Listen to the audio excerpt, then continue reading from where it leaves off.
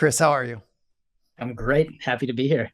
Yeah, I'm stoked to be with you as well. So thank you for, you know, coming on and being interested to have this conversation because I don't think this is going to be an easy conversation in the sense that you've already done so much of the hard work about knowing yourself and being authentic and having the courage to blend those two together that I'm excited to have a hard conversation with you so I can better understand and we as a community can better understand what it means to know thyself and to act accordingly. Yeah, And I don't know that'll be hard for me. I feel like I'm pretty familiar with doing the hard work, and so I'm entering this with curiosity and open mind, and just excited to see where we go. well, I think that's exactly what we're hoping takes place because you've done the work. Now, you've been recognized as the first transgender athlete to represent the US.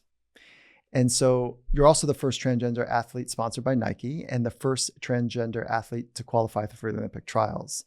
And so like those in and of themselves, it's like you've got two things that are really hard to do, to know yourself, to push against the grain, to be authentically yourself, and then also to be in the upper crust of, the sport world. So I think what you've done is extremely hard. How have you done this? Honestly, the more that I've been thinking about this, a lot of this for me is kind of about control. And so it's about like being able to control what I can control in times when things in my life felt so out of my control. In terms of how people viewed me, how people interacted with me in the world, how that didn't match how I knew and saw myself.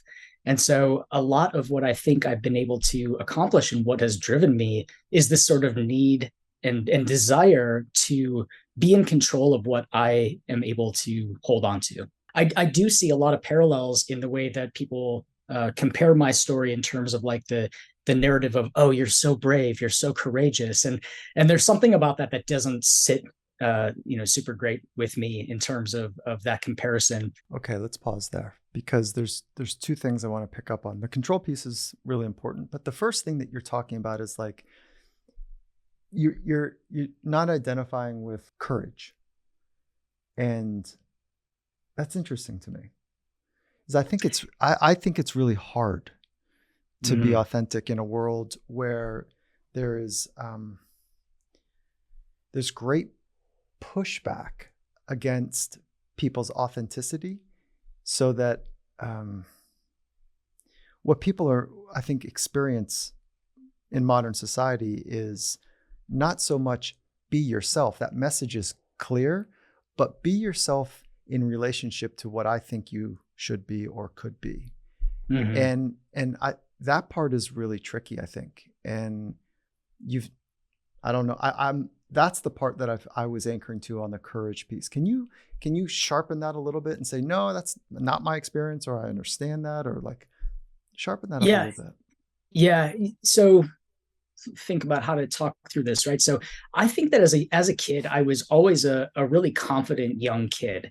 And it wasn't until other people around me told me that I was doing it wrong, that I was being myself wrong, that I became less confident, that I started to build up walls, that I started to think about maybe how can I stop being exceptional or stop being me and try to be a little bit more in the middle where I'm not causing waves, where I'm not drawing attention to myself so that I can get through without being harassed, without being made fun of, without being picked on, without being bullied. And so, I think that there was that dynamic that was happening in my youth. And in hindsight, I can see sort of the moments, the situations, the instances of people telling me like, you can't play sports like that. Little girls don't do that, or you can't you can't wear your hat backwards. Little girls don't wear their hats backwards. And at that time, being a young girl, someone assumed to be a girl, for just for the listeners, I was assigned female at birth. I was raised and socialized as a girl and a young woman and grew up playing girls and women's sports. And so I didn't have the language or the terminology or the understanding of trans identity even through high school, I don't think that I knew truly what it meant to be trans. I didn't have people in my life. I didn't have examples. I didn't have movies or media to look to see that. So, I always just sort of felt like me.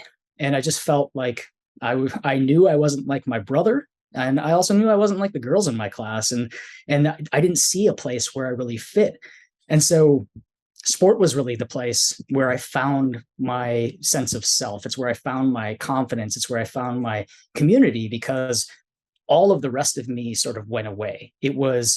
I was loved and appreciated and valued on the court or the field because of what I brought to the team, what I brought as a teammate, what I brought as a leader. And people kind of forgot or ignored how odd they thought I was off the court or the field at that time. And so that was really where I found my courage, where I found my confidence. And then I had to sort of, negotiate that with the rest of my life, in the classroom, how people interacted with me or what they would say to me, or, all of those spots where I wasn't actively playing sports is where I sort of felt that resistance. So I guess, I didn't think of it as being courageous to be myself then, but I recognize and I understand when people say like, oh, it's really brave to be yourself. And I do in some senses feel that, because the decision to come out publicly, the decision to tell other people my truth, while knowing that the world is a very hostile place for transgender people, and even more so a hostile place in sport, that could be seen as an act of courage. But I think that for me, it was more an act of service, if that makes sense. You just paused as if you're trying to calibrate, if that Yeah. was the right word to match the feeling that you are working from. Yeah, and I think it was. I mean, I think you can expect probably a lot of pauses here as I try to really dig into some real truths with you, because you are asking questions that other interviewers don't ask, which I appreciate greatly. I think that for me, it really was a sense of service, and this two parts. Initially, starting off as a service to myself. This deep desire, this understanding that. As an example, I can give you like the moment that I understood that I needed to do something about my identity. I was my birthday, and my partner and I went to a small Mexican restaurant in New York City. Kind of broke tradition because I never celebrated my birthday out in public. For me, I felt probably from the time that I was like, whoa, wait.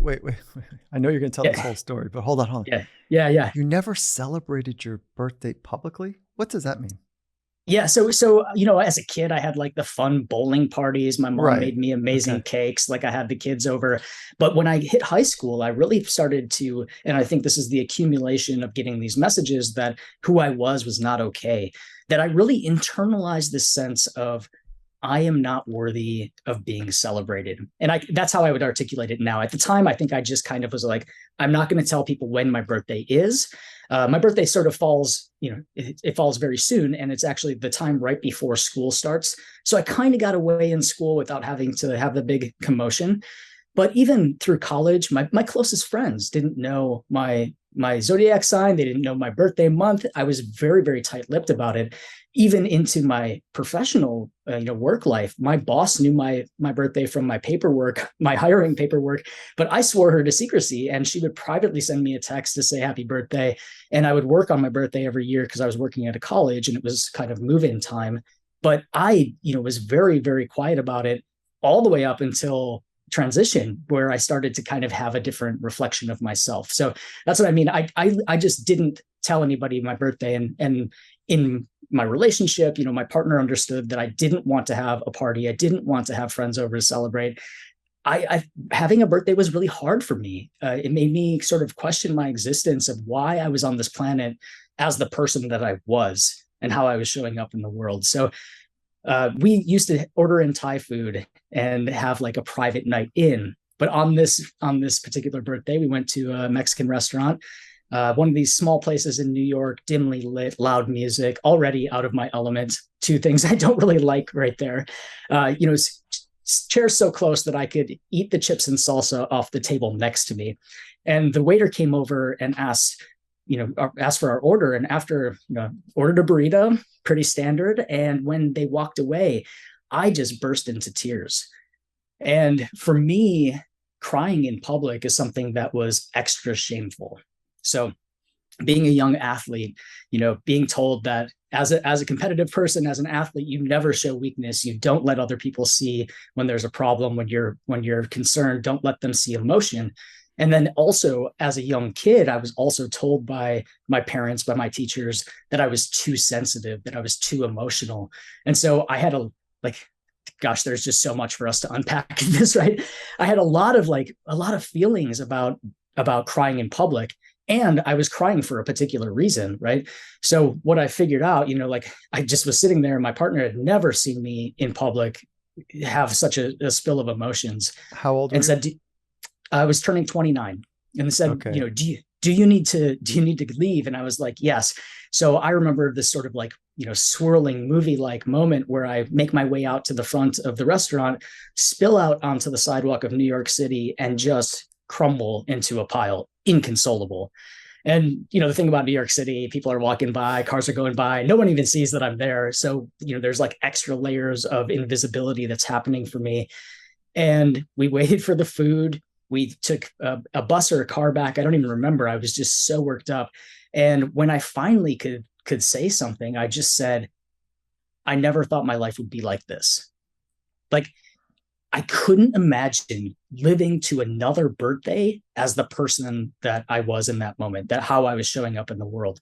And it was truly a breaking point for me in so many ways. It really kind of made me face this understanding about emotions, about vulnerability, about sensitivity, and all those things that I was told were wrong as a child, how I was showing up, of being being sensitive, of being able to connect to people and feel emotions, all that stuff that I had suppressed through sports and through, training. And it also made me confront this sort of idea of how I am showing up in the world right now just isn't the real version of myself. And I've known that for a little while, and I've suppressed it for even longer. And if I don't take action, I don't think I will be on this planet to have another moment like this. When you're sharing this crisis, what is happening for you right now? What do you feel? Yeah, I feel definitely a faster beating heart, a little bit of tension in here. And I also feel, some constriction in my throat. And I think part of that is managing the telling of this story. As a public speaker, I think I've been asked to sort of be faced with this story a number of times. And I probably started speaking about 2013, came out in 2010. 2013, I started to do, college speeches, corporations, things like that, sharing my coming out story. And then as I made Team USA and all the other things, sort of building on that. And it really wasn't until about 3 or 4 years ago that someone asked me, what was the moment where you knew? And that memory popped up. And what I found was that in the telling of that story, in the retelling of that story, I've found moments where I really have to try to hold on and embrace that and connect to that and feel that in my body. Because after several times of telling that story, I found that there were times when I was on stage where it almost felt like I was telling somebody else's story. Because I, as a protective mechanism, That's right, sort of disconnected from it, right? So that's why I wanted to just kind of understand your experience now. yeah. And so it's in you. You feel it, you're connected to it. And then help me understand why you chose not to cry right now, because I think that you could have. I don't think that I felt that it was going to happen. I do have this amazing superpower of my eyes glassing over like I'm about to cry at any moment, particularly That's what I was in telling that looking at. story. Yeah. I didn't feel actually, and I'm not saying it won't happen. I guarantee we'll come back to that moment in my eyes again, because I just feel it so deeply. Okay. The moment where, particularly what it is about that story that really gets me to that point of deep emotion that's nearly pouring out of my face is this idea of not being here, right? Of this idea of I was so close to this moment where I literally couldn't imagine a future for myself. I never saw myself getting married. I never saw myself having athletic success at the level that I have. I never saw Mm-hmm. myself making an impact on other people. I never saw myself being worthy of being on your podcast. When I was in that moment, um, of having people listen to me, of people, looking to me for answers or guidance or inspiration or as aspiration, right? Like I never saw that in my future because I didn't think that I'd actually have a future. And it was very difficult for me as a young person to imagine what my life might be like at 30 years old, at even, prior to that, probably 20, 21, 25, because I didn't see any examples or representations of who I knew myself to be deep down inside out in the world. And so what Oh, gets me to that Jesus, emotion Chris. point Yeah, is yeah, yeah, thinking yeah. is thinking about it's thinking about the young kids today who are in that situation, who are just looking for some glimpse of hope that would say it's okay for you to be who you are. And it's actually not just kids, right? Like I think all of us need that.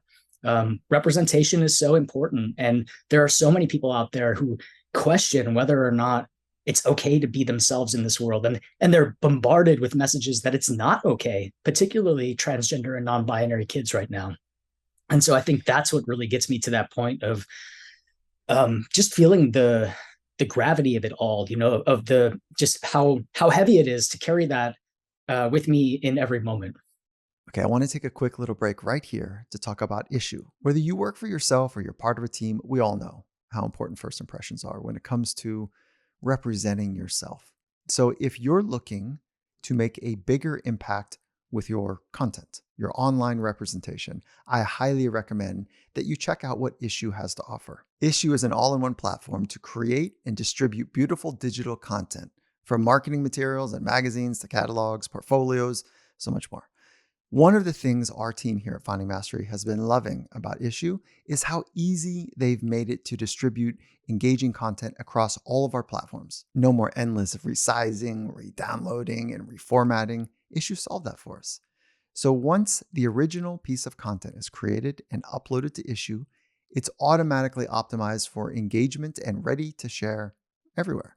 Issue also works seamlessly with the tools you already use and love, like Canva or Dropbox or MailChimp, InDesign. So if this sounds good to you, get started with Issue today for free, or sign up for an annual premium account and get 50% off when you go to issue.com/podcast and then use the code Finding Mastery. And be sure you're going to the correct URL.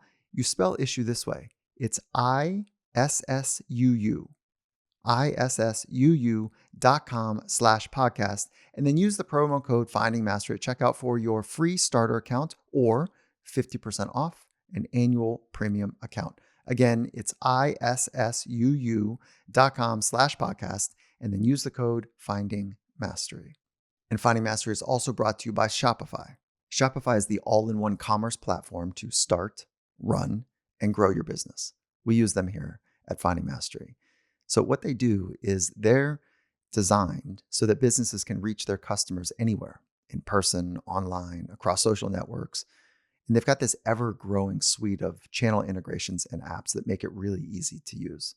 So what that means is you can synchronize your online and in-person sales. You can stay effortlessly informed.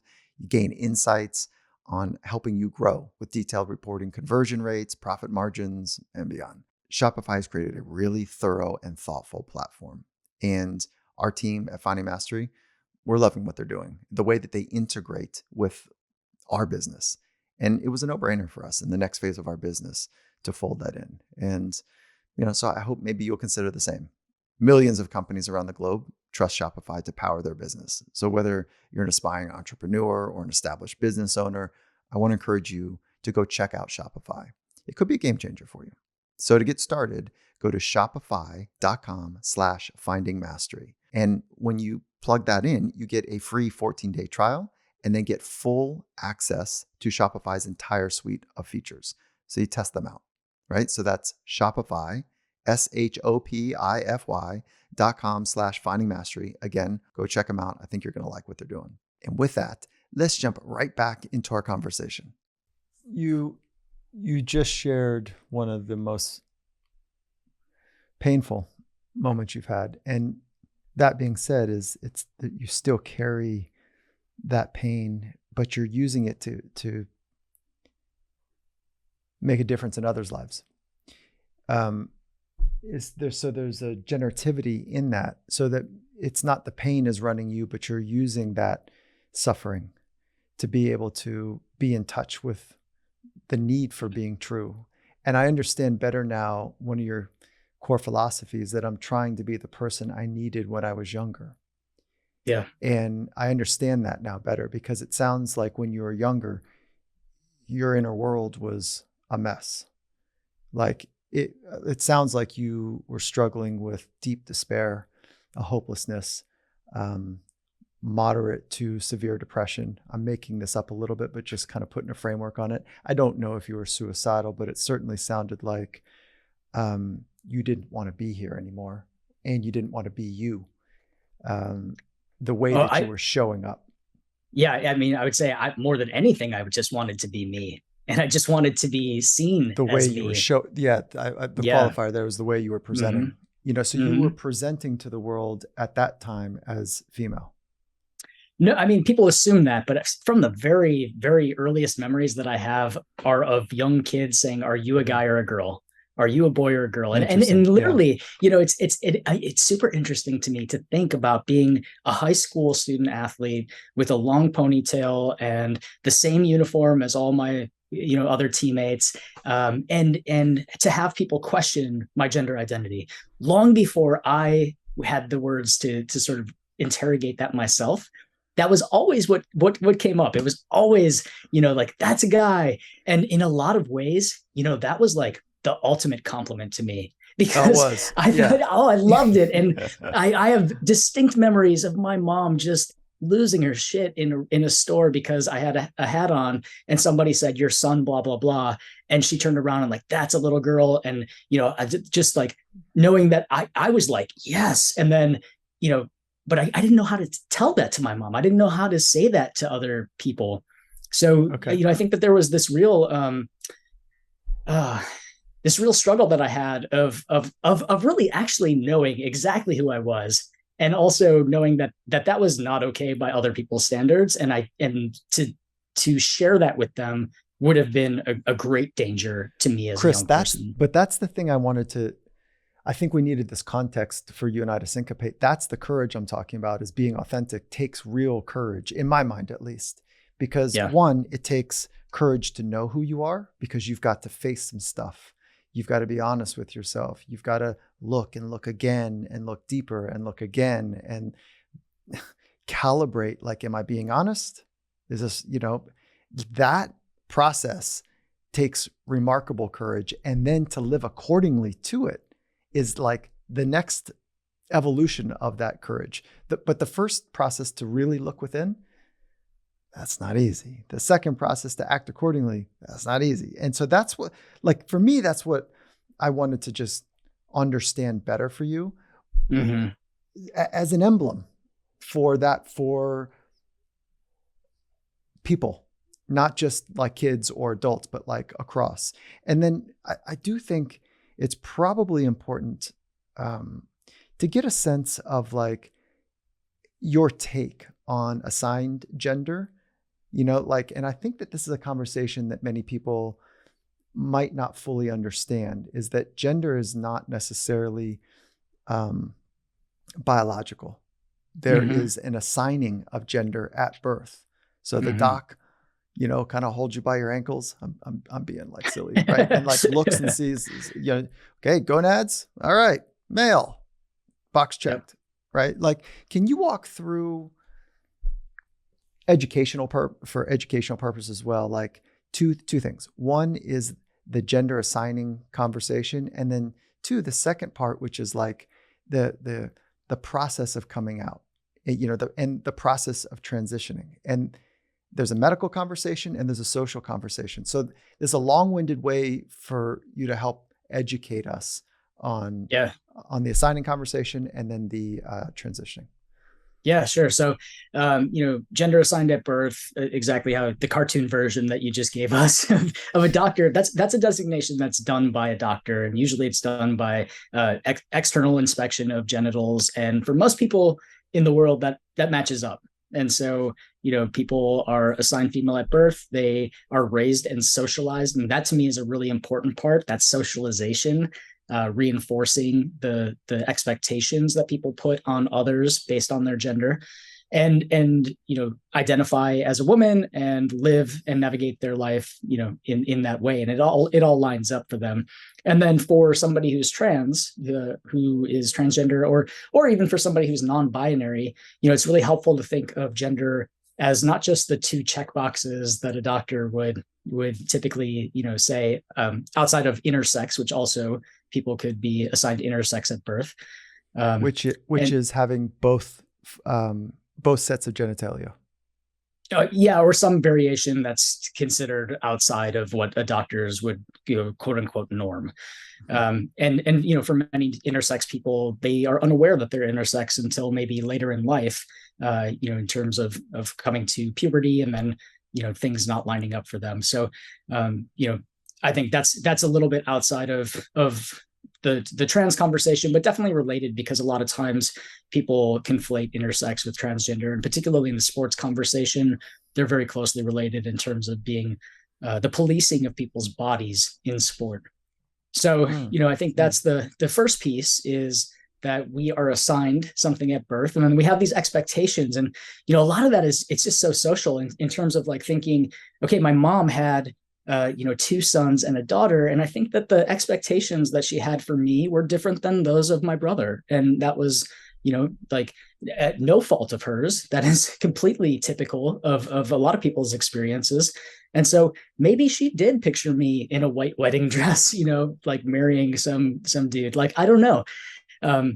We've actually never had that conversation, but I assume that there were, based on the way that we were parented, my brother and I were parented, that there were different expectations of how we would show up. And I experienced that not just from parents, but every adult in my life, from the age of 4 years old, when my aunt pulls me behind the house and says, "You can't run around with your shirt off. Little girls don't do that." And all the 4-year-old bodies look the same. And I'm perplexed about why I have to sweat in a shirt and my brother can run around through the sprinkler without one. Right. So like those sort of things that pop up in my mind in terms of being socialized in a particular way it makes a difference. Right. In terms of coming out and transition. So every single person comes to their understanding about their identity at a different point. And there are a variety of reasons why people can't come out, why it's not safe for them to come out. Some of that might be family, it might be location that they live in the country, or even what country they live in, because in some places, being trans is a death sentence. And so, there are a variety of reasons why one may not be able to be authentic. As I'm saying that, I'm sort of thinking about how, in our courage conversation, how it's actually a great privilege for me to have been able to come out in the way that I have been, and to have the support system that I've had, and to be able to be my authentic self. And it shouldn't be a privilege, but I do very much see it in that way. In terms of transition, there are 3 main ways that a trans person may transition. So the first is social, and that would be changing things like name, pronouns, hairstyle, clothing, how we express our gender to other people. And it may include the facilities that we use as well. So the restroom, the locker room, so on. A medical transition. So some trans people choose to undergo a medical transition. That might be taking hormones or hormone suppression, puberty blockers for young people, or a variety of surgeries and procedures in the medical route. And then the final way, or a third way, and it's important to note that there's no order in which this has to occur for one to be trans. You don't have to do all of these. You don't have to do any of these. These are just options for people to transition. The third one would be legal, and that would be changing your legal documents, birth certificate, driver's license, passport, those sort of things. So legally getting your gender marker changed on those. Okay. And so it's really important to note that there's not just one way to be transgender. So some people may make a social transition and never touch a medical, thing in their life. Some people may want to go multiple medical routes. It's really individual, and transition, in my view, is a lifelong process. So for me, there's no like end point to transition. There's kind of a start point for me. I consider my testosterone day, my T day is my second birthday. So now that I'm full on celebrating birthdays, I'm doing it twice a year. So I celebrate that moment of like real authenticity, and I kind of love that day more than my real birthday. What is a T day? My T day is the first day that I took testosterone. And so testosterone, trans people can shorten that to T. So yeah, my T day. So it's my maniversary, if you will. Oh God, that's funny. Okay, so and the celebration there is like, listen, I'm going medical. Like I'm going to socially. I already did some stuff. I'm going to take some medical practices or use some medical practices to further enhance my transition. Is that fair to say? So let me clarify that a little bit, right? So in my personal, big thing here, I'm a case study of one. And so while I am a role model for some people, or I'm a visible trans person, and people can learn from my experience, I really truly am a case study of one. I can't speak for all trans people. I can't speak for all trans men. I can't speak for all white trans men who live in my neighborhood. I don't know actually another trans man in my neighborhood, but I am a case study of one. So for me, my process was sort of kind of trying to understand how I would feel most comfortable showing up in the world. And I had a strong sense that based on the years and years of people. Hold on. I love this, dude. I love all of this. Like, I know it's probably like a screeching halt right into, your story, but like, dude, I just have to tell you, I love this. It's like, I speak for myself. I want to tell you my story. I've thought a lot. I've done a lot of work here, and there's a fluidness to the way that you're able to string together ideas. And there's also a gracefulness, in a different way. It's like, I feel like saying like, I see how you're working right now. And that's what I love more than anything. Rather, like the stories are good, like it makes me feel closer to like how you show up as a human, across your life. Like that's, but obviously there's much more to understand about you. But that for me, that's stories is like, I feel a little closer to the person, but the fluid nature I find striking. And thank you. Yeah. Yeah. And I also like, I want to get right back into the story. So let's not lose that. But I also feel, or sense is a better word, that you lead with your head more than you lead with emotion. But I don't know that to be true. I think that they move together, and I would guess that that one is in certain rooms, yes. In certain rooms, yes, absolutely. And I largely feel like in the last 3 years, which correlates to the increased legislative attacks on transgender people and the very real negative consequences that the trans community is facing in the United States, in terms of bills that remove young people's chances to participate in sports in the way that I did as a young person, in ways that challenge or block or prevent trans people from receiving the medical care that quite literally saved my life. Like I feel in those cases, I can't lead with emotion because it's just too much. And I try to balance too much for you or too much for others to. Yes. Both. It is absolutely too much for me. And too much for other people to take seriously. So I've found that there's actually a real strategic nature that has to happen. That has to be leading with the head and being thoughtful about meeting people where they're at. What a schema. Yeah, but what an interesting schema is that, like you're saying, listen, I am not going to be the emotional flailing person, that I was irrational in the decisions that I made, and whimsically so I decided one day, and kind of like I was drunk and got a tattoo. You're like, listen, I'm going to use like a very sound presentation to demonstrate the deep care that I've attended to the deep care that yeah, is that the right way to say it? The deep care that I have paid in being true to myself. So I didn't understand that until I asked, and now I totally get it. But you still have emotion. I feel it underneath. Oh It's yeah. not like I'm not saying you're cold and you're like disconnected. I'm not saying any of that, but there's that. I like that you presented it, or explained it. Yeah.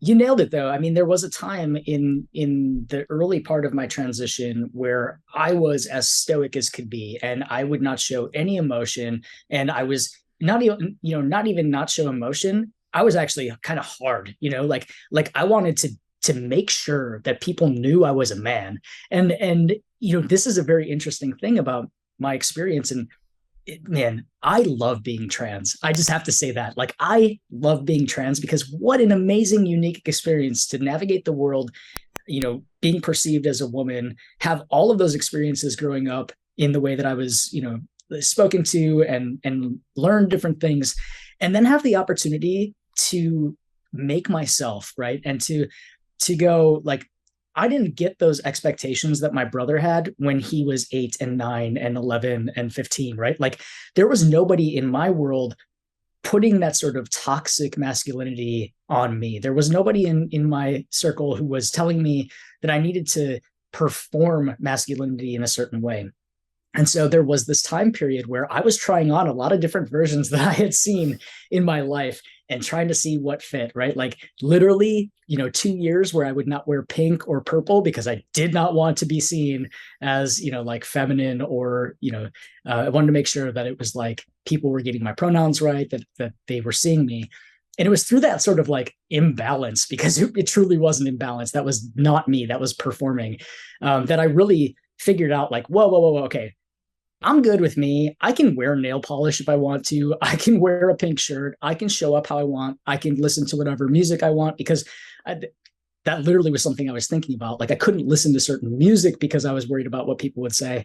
That it was so important for me to be able to be accepted, Macho, I guess. masculine, or something. Like, you were working to fit into that circle, as opposed to like, hey, listen, I am an N of one. And just to be clear, in science, that means like a number, there's one research subject. And like, yeah. I hope we all can say, yeah, we're all N of ones. Like, I am not a statistic. I am not an average. I am uniquely me. There's no one like me in this world. And so I'm going to do my best to cobble these moments together to make sense of how the world works, how I work, how others, I think the kind of the important takeaway for me is like, how do I experience experiences? And if I can be true to the virtues and principles that matter most to me with the unfolding experiences that I am engaged in, that is what a living masterpiece is. And if I happen to have a craft that I'm working through with it, like, it's really cool, So all that being said, I want to go back to T-Day. Yeah. Okay. So I interrupted you when you had said, no, like, I just wanted to figure out like how I could better represent how I felt in the world. And for me, it sounds like what you're saying. For me, testosterone was one way that was going to help support that. Yeah, and it wasn't the first way that I originally thought of. And so I kind of went through this process of trying to minimize the impact on the people around me. And I was compromising some of my own desires to try to make it easier for my coworkers or for my family and for my friends, and really trying to see like, okay, initially, maybe I'll be okay if people call me he sometimes and she sometimes, and maybe that would be okay with me. Because, from that very early age of people, quote unquote, misgendering me, but actually getting it right. I found great joy in when people would call me he. And at the same time, I would feel deep embarrassment and shame when one of the adults in my life said that is wrong. And so, I think that I really had to reckon with that feeling of saying, it was really important for me, right, when I was early in my transition, to have people appropriately gender me in my pronouns and accept me into male spaces, because of that deep shame that I felt as a child, and because I internalized this sense that I was doing something wrong if people didn't see me the way that I saw myself. Mm-hmm. So in Okay. those early days, that Right. first year or two of going out in the world, at starting testosterone, going into men's spaces, if someone would say she to me, I always say that I felt like a cartoon character, like a video game character, where I go out of the house with a full powered bar, but every time one of these she's or hers or ma'am would happen, my power would get knocked down. And literally every day for the first year of that transition, I felt like I was coming home, this shell of a person, and would just have to recharge to take on the world again. Okay, I want to take a quick little break right here to talk about Ice Barrel. So, recovery is one of the most overlooked and essential staples of consistently performing at a high level. So, when we think about recovery, we often think about sleep and nutrition and stretching and all that good stuff. But one other well researched and powerful recovery tool that you may be missing is cold water therapy. And that's why I'm stoked to introduce to you Ice Barrel. Ice Barrel is a cold therapy tool, and they offer an easy way to bring ice baths to your routine. They have a clean design. It's a compact footprint. It's designed for you to experience the benefits of cold therapy from the convenience of your home. Whether it's an apartment balcony or backyard or garage, Ice Barrel makes cold therapy easy. It's portable. It's convenient. All you have to do to get started is to fill it up with water and ice. I've been loving it. Some of the things that I notice after I use it, there's a sense of better recovery, like I mentioned earlier. But after I get out, I definitely feel switched on. Like my brain is fully alert, my mind is switched on, my mood is epic. There's just an aliveness about it that's amazing. And they're hooking us up with a great offer. So go to icebarrel.com/finding mastery. And then when you do that, you get $125 off your order when you use the code Finding Mastery at checkout. If you're into it, I want to encourage you to check them out. They've got a 30-day money-back guarantee, so you can try it risk-free, really. And so once again, it's Ice Barrel, ICEBARREL, icebarrel.com/finding mastery, and use the code Finding Mastery to get $125 off your order. And Finding Mastery is also brought to you by Policy Genius. Okay, so we are in an economy that is changing underfoot, and there's some unpredictable nature to it. So that's why we wanted to talk about life insurance. It can offer a peace of mind that anyone who relies on you financially, a child, a parent, even a business partner, where they can have a financial cushion if something were to happen to you. My experience, though, for shopping for insurance, it just gets overwhelming really fast.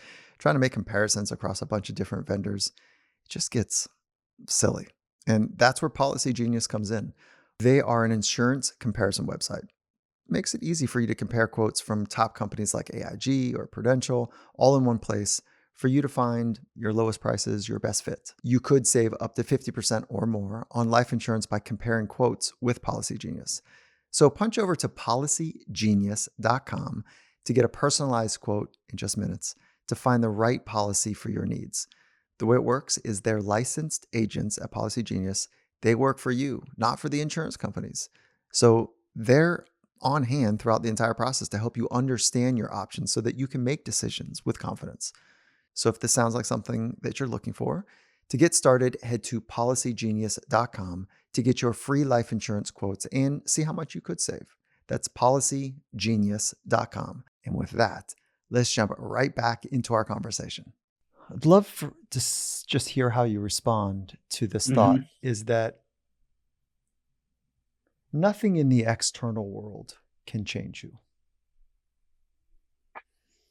And you say, what the hell do you mean? Say, like it's the only way any of us change is based on the way we experience and the way we filter and the way we interpret events. And some of those events are internal and many of them are external events that are happening outside and around us, but nothing outside of us changes us. Yeah. And you could I think you could create the most dramatic external events or series of events and say, yep, no, I got 15 alternatives that I have seen or heard of or could have happened for a person. It's not the external world.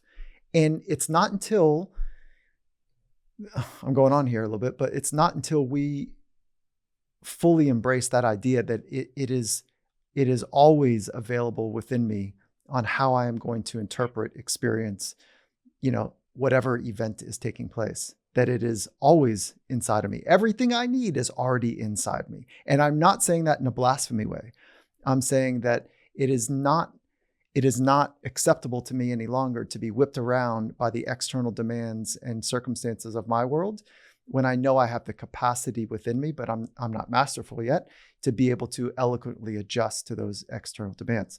But that's the North Star for me. So I'd love to hear how you, and please don't allow my emphatic nature dictate your experience. Yeah. No, or your look response. at this.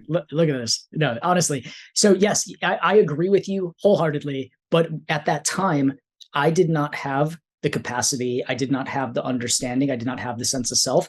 And I didn't have a sense of possibility that it even could happen, that I could control that. And at some point, I couldn't tell you when this changed. It was pretty early on. And it was definitely before 2015, like making Team USA, where I had this strong sense of, I can't control other people. I can only control myself, right? So I adopted this idea that other people's opinions of me is none of my business.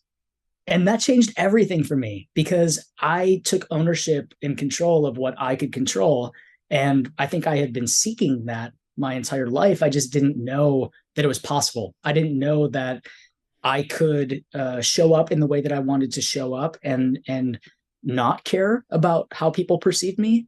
Part of that is a safety issue, I'll say, right? So like part of my deep desire to blend in with men, to be, seen as a man, to be acknowledged in that way, was that I had a deep fear of violence against me. And that's based on incidents that have happened in my experience, where people, lashed out verbally or physically attacked me because they couldn't immediately understand or identify my gender. Can you bring me into an experience? Absolutely. I mean, I can think of multiple times on my commute in New York City, where I had, walking down a street, and what pains me in saying this is New York City, right? You would think that if you're going to transition anywhere in the world, New York City would be the place where you'd be like, yeah, who's going to care? Also, you'll see a lot of trans people and queer people there. I was walking down the street in Chelsea, which is thought of as a gay-friendly area, queer-friendly area. And I had somebody in front of me, and when I went on the sidewalk, they looked at me and they said, faggot, and punched me in the face. And that was often, so this is kind of a homophobic / transphobic experience. And a lot of these experiences that I had were sort of blended in that way that while I've been called tranny, sometimes, I think a lot of what came up was anti-gay slurs, right? And so, riding my bike in New York City. Now, I'm not messing with anybody riding my bike. I'm just riding to work, and having a car full of people come up and yell anti-trans slurs and throw cigarette butts at me. Wait, hold on, Chris. I'm confused a little bit, because how did they know? Like, what are they picking up on, or like what's the thing that they're responding to? It's purely visual. I mean, I think that was it. It was that I didn't conform to what they thought a man should look like. And part of that might be... You didn't have a mustache. I did not have a mustache until the pandemic. So this is a new acquisition here. Try as I did. It just didn't work out for me. A mustache does not make a man, but I I'm joking, but I don't get, and by the way, my son, he's got the Italian Latin roots. My wife is Cuban, El Salvadorian, and so he got the hair bit, and he's 14, and he looks at me and goes, "Dad, one day maybe you'll have a beard." He's like, he crushes me, on that, like, because he's almost got one now, at 14. But so anyways, I say that in jest, but I don't understand what were they picking up on? What were they seeing? This was my great struggle. I mean, honestly, this is what I think caused me the most stress and strain in the early times of feeling like I wasn't accepted, feeling like it was unsafe for me, was that people weren't seeing me the way that I saw myself. And despite dressing masculinely, I mean, honestly, when I transitioned, the only thing that changed was my pronouns, because I've been representing myself in this way as I am today as a person for the longest, for the longest time, since I could pick out my own clothes, right? Like this was, I dressed masculinely, I presented myself, moved in the same way that I move now. Like, what people were picking up on, it was that I didn't match what they thought a dude should be. And I think maybe it's because, I'm super slim guy. Like, I couldn't tell you. And I think that's what caused me so much Brutal stress. Yeah. That could create an easy recipe for like walk on eggshells, PTSD type, high Absolutely. anxiousness. Yeah. Did you have any of that? Oh yeah. And I think I Yeah. still carry that with me today. Yeah. Yeah. And I so think what, how are you not doing anger as your response? Like, fuck you, back the fuck up, it's like how it started that way. It definitely uh-huh. started that way as a young person. It started that way, like to the point of anger management. I think I experienced my outlashes in the form of anger and fighting in some ways. And I started taking martial arts when I was 8 years old. I had a black belt by the time I was like 10 and a half. I was teaching adult classes by the time I was 11 to 14 years old. Um, that was really helpful for me in terms of discipline and, a sense of confidence, when I think that was about the time where things, where the adults started to beat the confidence out of me, verbally, not really being beat, but those messages that I was getting were really kind of, that was the time period, 8 to 14, right? So the martial arts gave me a lot of confidence. And what I loved about it was that I was the only girl. And so here I was with all these guys, like feeling like I fit in, feeling like I was respected. And it was a very positive experience for me, and illuminating experience to say, like, wait a second, like this is starting to make sense for me. So it's okay. This is a naive question, right? Like, I don't understand this part, because there's a reason why you want to plant your flag of being a transgender person, as opposed to Mm-hmm. saying I am a male person. Mm-hmm. So is that to honor the transition? Is that to honor like the journey? And maybe as that flag is tall, that other people that feel like they would like to or would have liked to might be able to, like, help me understand that. Cause I just don't quite get that, so, and there's a naivete to me not understanding this. Yeah, so I think that part of it is when we think about gender on a spectrum, right? Not the two check boxes, but a line in between, and recognizing that people may fall anywhere along this line. They may feel more masculine, feel more feminine. They may not, may identify more with being a man or less with being a man, but have been identified male at birth. I think, to allow that flexibility is the key first step, I think, of shifting our perspective on gender and identity and how we define ourselves. And then for me, what I found was that when I came out the first time, which was a calculated decision, lots of therapy sessions, because you're right, like, honestly, for a year before I came out, I just wanted to quit my job, move to another state, get new friends, and be the dude that I always knew I was meant to be. Start over. I just wanted to start over and be seen as who I knew deep down inside that I am. But what I found was that as I was going through this process, I was most pained by the lack of visible role models or possibility models in the world that could have, drastically, like if I would have seen a trans athlete on a Nike billboard, it would have changed my entire life. How would you know that the athlete is trans?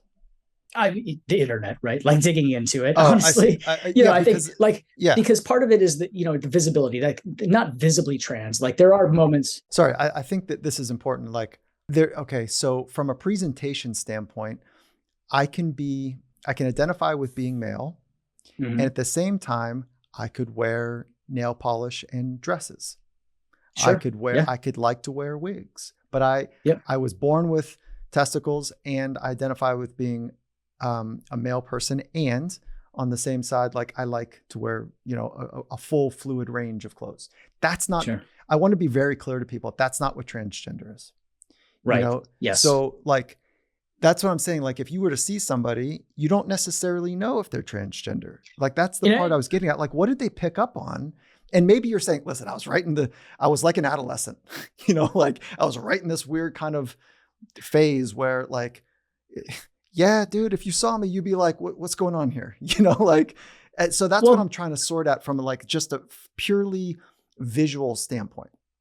yeah. So, okay. So the first thing is that why do I plant my flag is that, Yeah. Cool. I realized that there was a severe lack of representation in sports, in media, in society, in pop Got it. culture of Got it. trans people. And I wanted to be that person that I wish that I would have seen when I was a kid that would have opened up possibilities for me to more fully express myself and articulate that sense of self to others.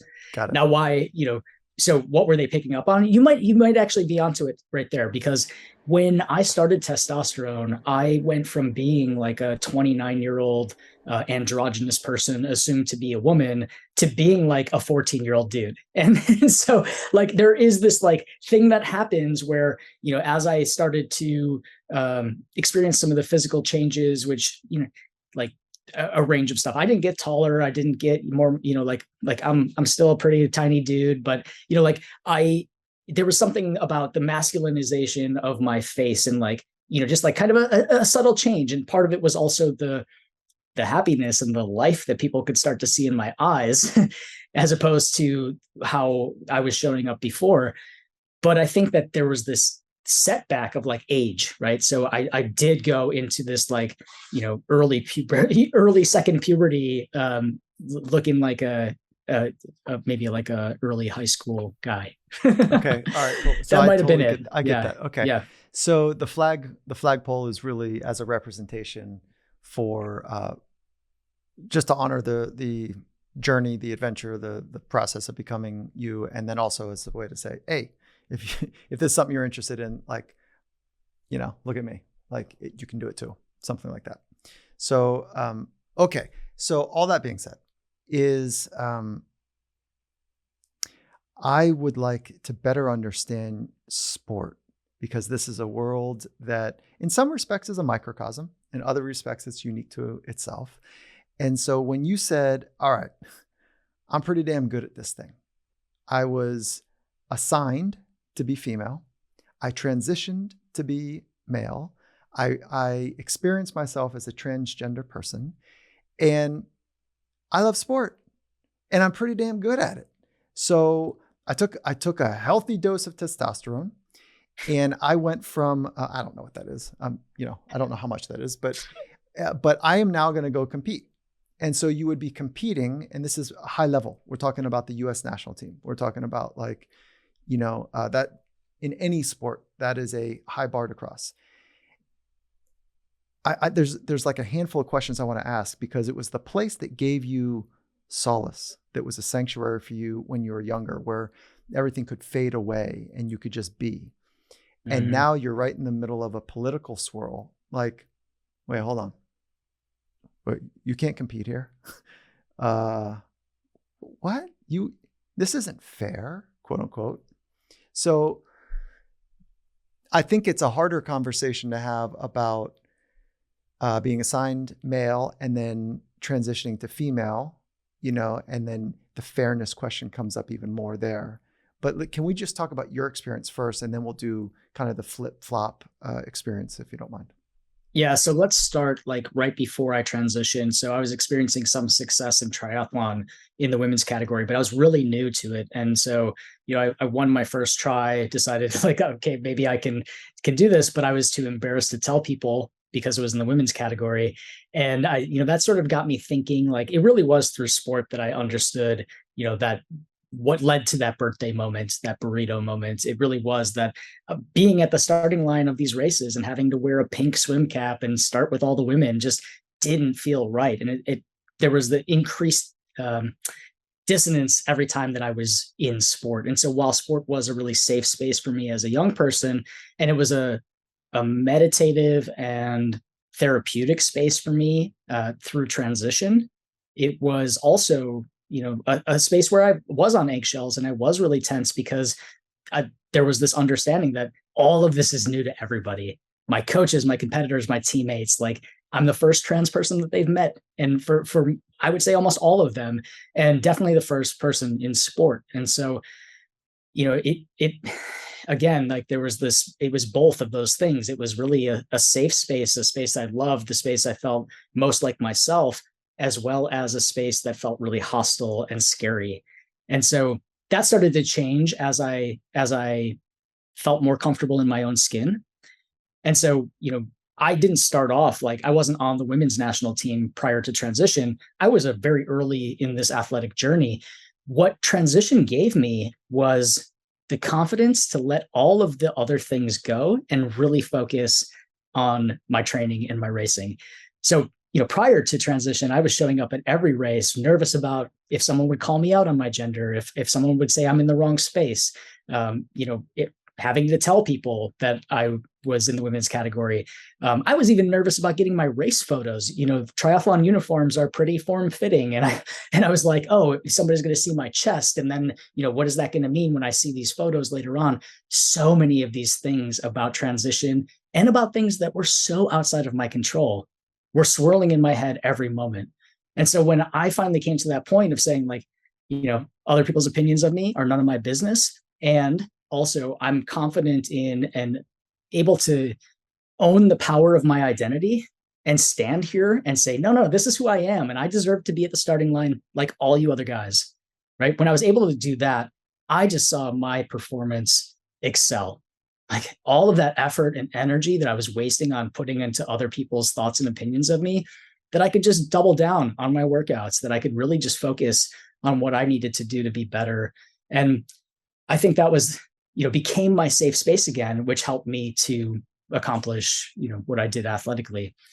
Part of the thing about that is that regardless of what I accomplish, people are always going to say, well, it was only this, or duathlon is a side sport and it's not like it's an obscure sport, or, I went to the Olympic trials in race walking, and people are like, like want to talk about give people an excuse to diminish everything that you've done, that sports like that are what they go to. So there's something about that is a little troubling to me, in thinking about my experience. But all of this has been for me to try to open doors for other people as well. And so like when I initially started this off by saying like, it was like me coming out was kind of an act of service to myself and owning the power of my identity and being comfortable with myself again, but also service to every trans person or non-binary person who comes after me, who wants the opportunity to be their authentic self and pursue their passions and not have to give any of that up.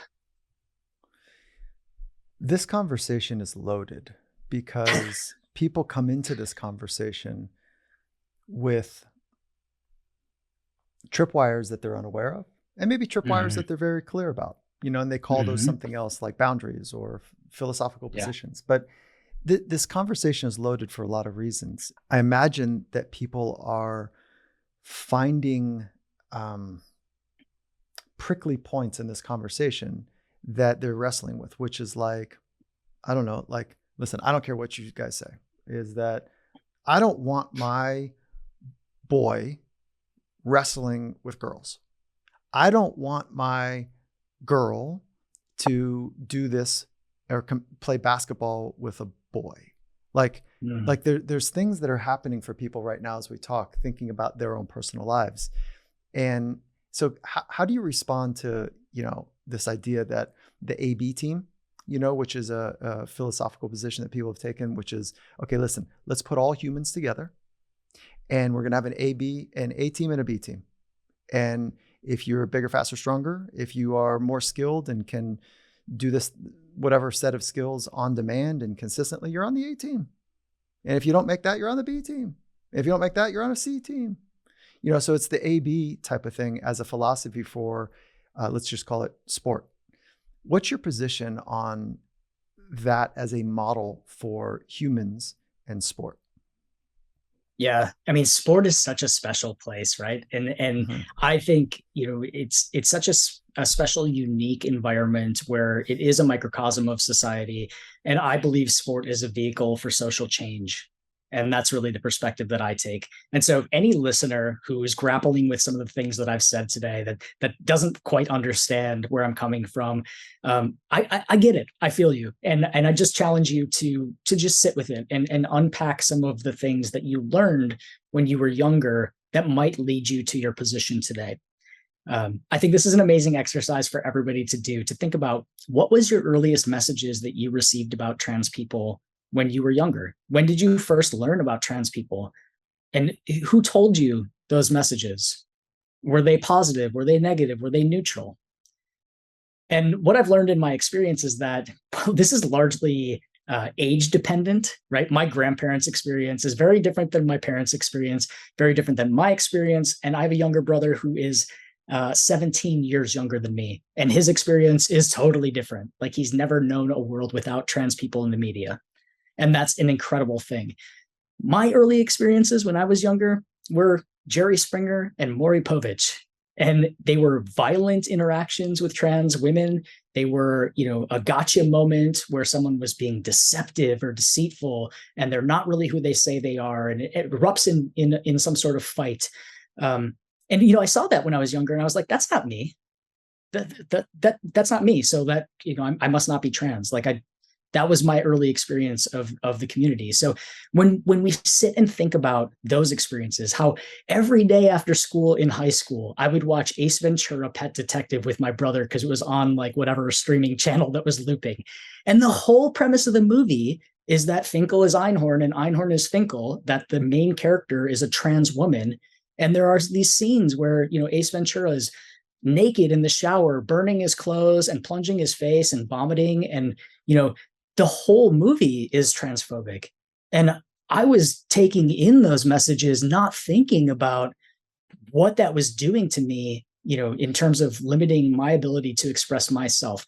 So if any of the listeners, just one, I would say watch the film Disclosure on Netflix, which goes through the representation of trans people in the media, and just sit with that and unpack some of those messages that you had. And, just the thing is, we don't know what we don't know. Right. That is one of my core philosophies, that we need to be open to learning of other people's experiences.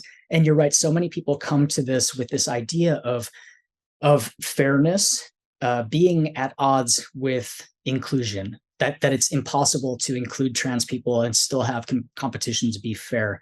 And I will also say the asterisk on this is that people aren't largely talking about me. When I made Team USA, I got a shrug and a hypothetical pat on the butt, and it was a good job, buddy. And that was it. Very few people pushed back against me on that. But if we have a trans woman or a trans girl who just wants to play the sport that they love, they receive exponentially more pushback and discrimination and harassment just for expressing interest in playing girls or women's sports. So there's a real difference in the dynamic. Leah Thomas. Correct. Right? And we can explain that in just a moment. But you're suggesting that if you were assigned male and then now go through a transition and you want to play female sports, right? And so a couple of things that I think are really important to know is that you can't do the medical change without psychology, a psychologist signing off on this. In other words, a quote unquote professional that says, no, real work has been done here. This is not an overnight, Las Vegas kind of thing, or a manipulation, manipulation of trying to get an advantage in sport, I guess is fair. So anyways, there's got to be some real work done to do the medical piece. That being said, I would like to set up a scenario and see how you respond to this. Joel Embiid. So he's 7 foot. He plays for the 76ers as a basketball player, 280 pounds, large human. And a 7-footer, that's a real advantage. If you can move in any kind of way, that's a real advantage in a lot of sports. Let's say that he says, you know what? I don't feel right here. This is not the way that I want to do this. I've been faking my way through here, and I actually identify with being a female. And he goes through the transition. Would you suggest that Joel Embiid it would be right, I'm choosing that word with a lot of openness here, for him to be able to play in the WNBA? So I see what you're doing here, and I'm happy that you're doing it actually, because this is what the right leaning media does. This is what the liberal media does also, is play on these huge stereotypes and these hypothetical what if situations. And so oftentimes when people are thinking about somebody transitioning, they're going, okay, what happens if we get this 7-foot NBA player who wants to transition and play college or play high school basketball, with my 14-year-old? Like, that's deeply unfair. We have to separate reality and these hypotheticals. And so, we could go through any number of hypothetical situations of what if so and so wanted to transition NFL linebacker, would it be appropriate for her to play rugby in college, right? Like, all of these cases. And I think what it comes down to is thinking about first the purpose of sport and the reality of the situation. So, one, like, we shouldn't be looking at the rules for the Olympic and Paralympic Games, for international federations, for the most elite of the elite or professional athletes. And you probably know the statistic better than I do of like how many people will actually make it to the Olympic Games. I mean, we're talking if only 1% of the NCAA athletes go on to play professionally, we're talking about a very small fraction of people who will ever make that elite status. Taking the rules that apply to professional and elite athletes and applying them to our youth sports, which is what's happening, youth and recreational sports, which is what's happening in the United States right now, is wrong, right? It's unfair to children. And think about the purpose of sport. When we're talking about high school volleyball, or you're talking about your middle school track team, it's not about winning championships, gold medals, like world titles. It's literally to have an educational experience, to move your body, to participate, to be a part of a team, and to learn all those amazing values that young people get in sports. Like, all those things that I love about myself, I learned through youth sports. And so we should be able to say that there should be differences in the different levels of play. And I would even go so far as to say there may be differences between sports. And so what we've seen largely is the pushback that's happened on trans women has been in individual sports, right? It's individual sports like swimming, like track and field, like cross country, like wrestling. Those are the sports that we've seen pushback, largely in running community, though, as a driver of this, and not in team sports. And so, are the rules be able to be flexible there as well? Then I think just this idea of thinking that any person just on a whim would decide that they're trans and then overnight just go, like, I'm going from the NBA to the WNBA, without recognizing that there's a process, like a long process that people have to take in order to get the care that they need, as well as to comply with the rules in different sports, is part of the problem, right? Because people are basing their opinions on stereotypes and myths and misconceptions. And the reason that we do this, the reason we go to that 7-foot basketball player, is this inherent idea that anyone assigned male at birth will be bigger, faster, stronger, and a better athlete than anyone assigned female at birth. When what we've really seen is that trans people are more closely aligned with the gender they identify with than with that they were assigned at birth.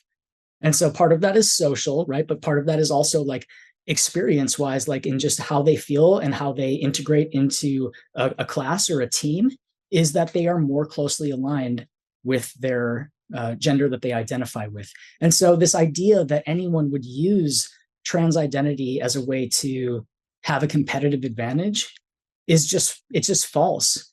There are safeguards and mechanisms in place to keep cisgender men out of women's sports.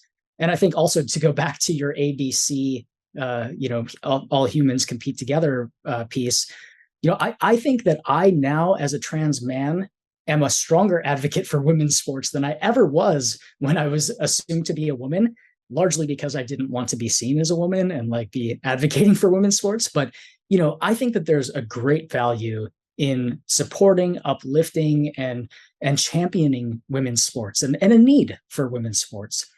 But at the same time, I believe also that trans women are who they say they are, that trans women are women, trans girls are girls, and that they also should have opportunities to play in sports with their peers. There you go. And I think that hypothetical is it is a good forcing function to see kind of, to explore what is at the core of many people's fear, which is it's not going to be fair, right? It's like a fairness thing, I think, than anything else. And what I hear you saying from that hypothetical is that, listen, this hypothetical is not worth entertaining because one, it's so rare that it's not likely to ever happen. Because, I think that that's the position you're taking. But if that's the case and it was happening now, how would you land on that conversation if you were on some governing board for one of the professional teams, and whether it's swimming or basketball or whatever, that's a consideration to take place?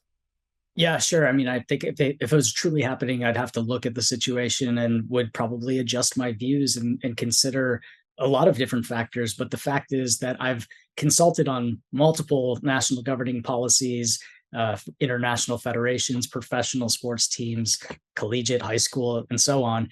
And what I find is that when people are coming to the table, often that they're coming from, this place of the Ace Ventura, Maury Povich, Jerry Springer background of this very media crafted idea of what a trans person is.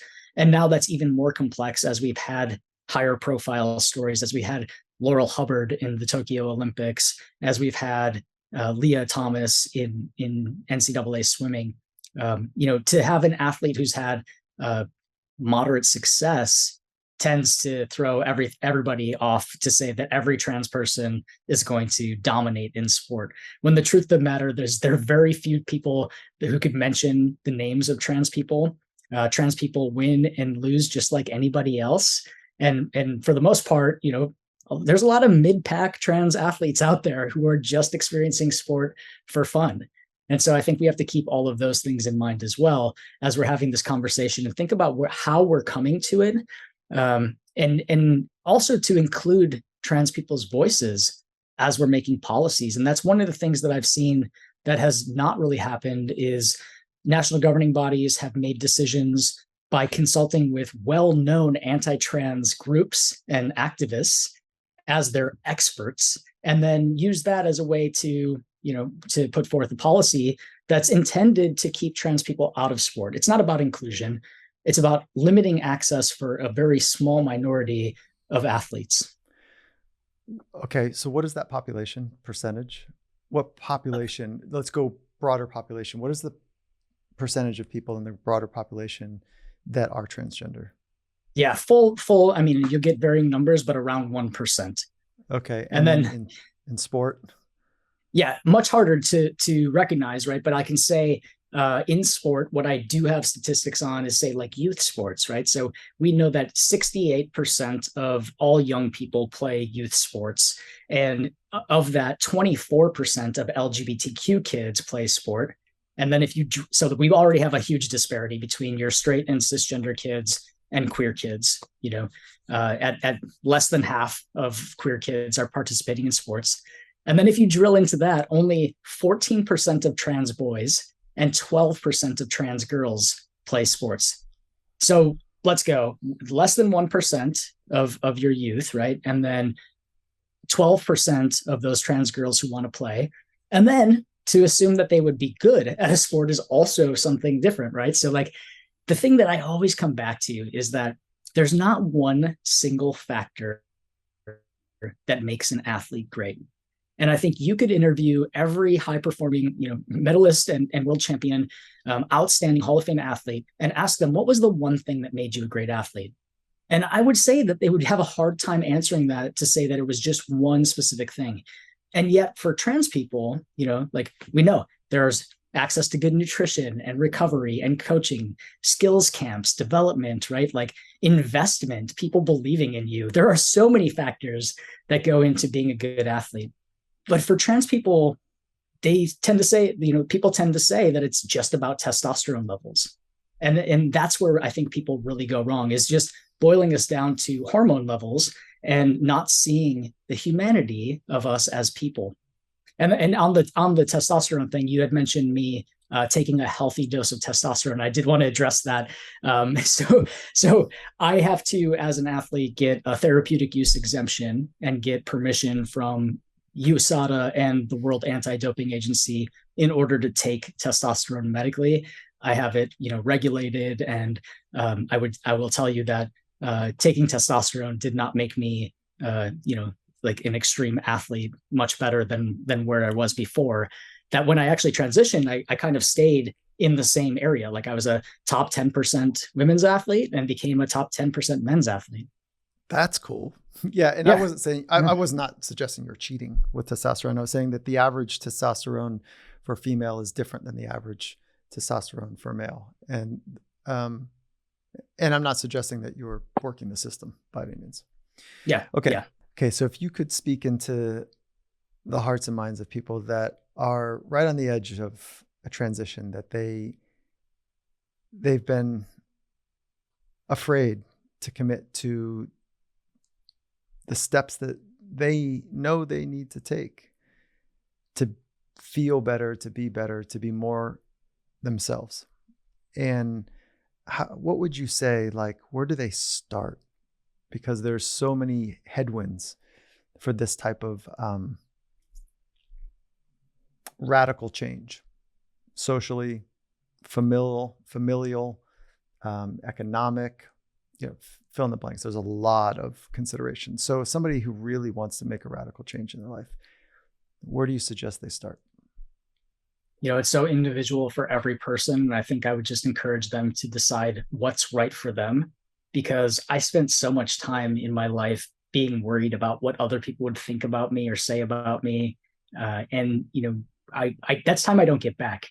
And I have very few regrets in my life. And I think that is, that teeters on the edge of one, of saying, like, what would my life have been like had I just followed my own path and not been so concerned about what people would say or think about me? Because again, what they think or say is none of my business. And I can't control that. I can only control how I respond to that. And so I would, the advice I often give young trans people who are in sports, or who, even not trans people, I mean, so many people from marginalized communities can lean into this advice of just saying, never limit your own greatness to make other people feel more comfortable. And I wish that was something that I knew earlier on, to say, like, never limit the fullness, the wholeness, the exceptionalness of who you are, because you're worried about what other people might think or say. So let's do some fun little quick hits. Okay. It all comes down to intentionality and being of service. I am a case study of one. My vision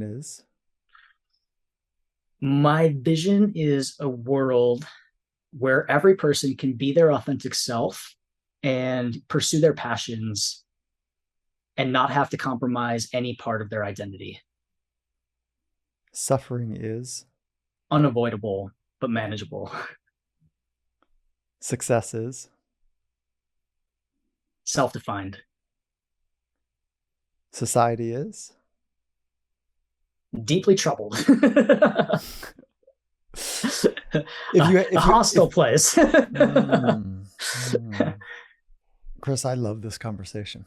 I love that we're able to explore the deeper part of becoming, the humanity that you bring to this conversation by expressing and choosing words in an honest way, feeling and thinking at the same time, and it's noted.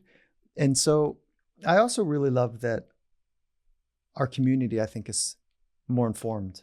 And I know that this wasn't the favorite part, but the educational bit and the kind of hypothetical wrestling, I feel like there's an education that takes place through you speaking into it that is awesome. I feel like I could go hours with you talking about becoming, the process of becoming.